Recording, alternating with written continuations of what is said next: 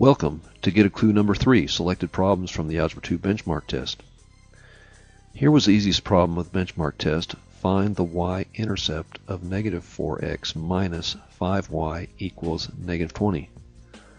One way we can do this is to change to the slope-intercept form of the equation and graph it. To solve for y, how do we do it? Well, we add or subtract the x term, then divide by the coefficient of y. What is the x term? Well, it's negative 4x. Do we add or subtract it? We have to add it to cancel out the negative 4x on both sides of the equation. Cancel on the left side of the equation.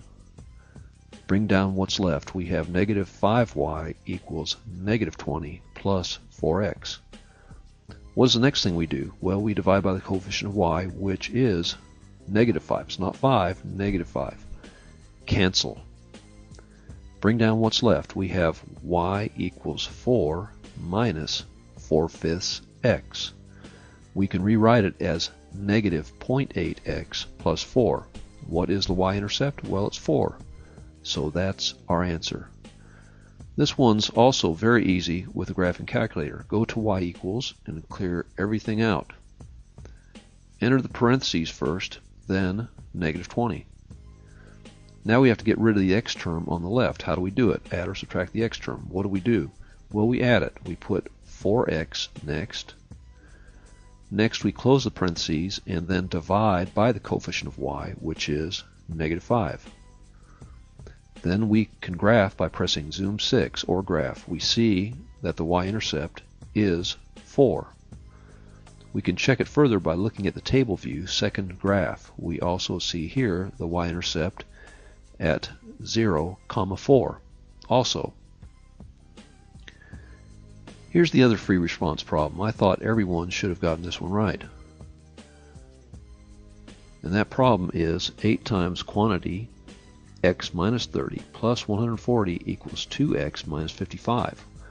One way to do this is to go to equation solver by pressing math, then the 0 key. We clear out the old equation by pressing the up arrow key, then clear. Enter the left side of the equation first. That would be 8 times quantity x minus 30 plus 140. How do we take care of the 2x minus 55 on the right side?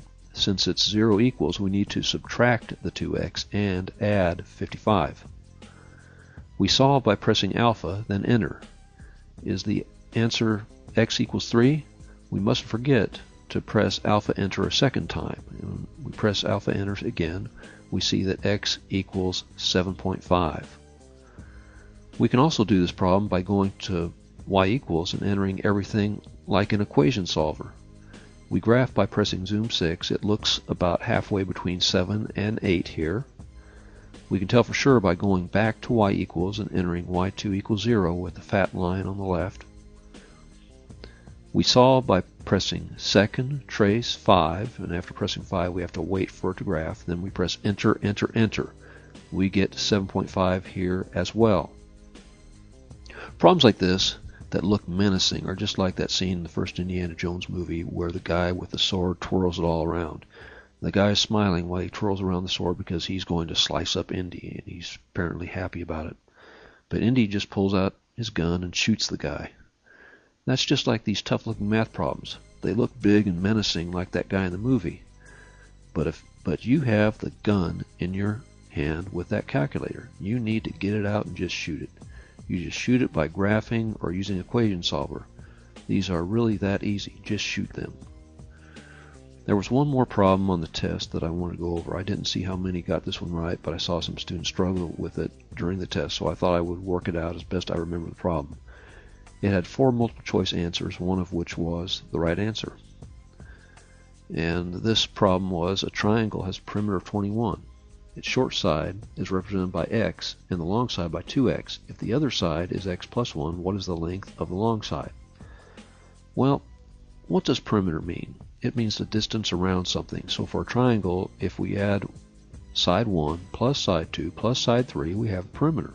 And here I have it, the equation written like that. We just look at where everything goes.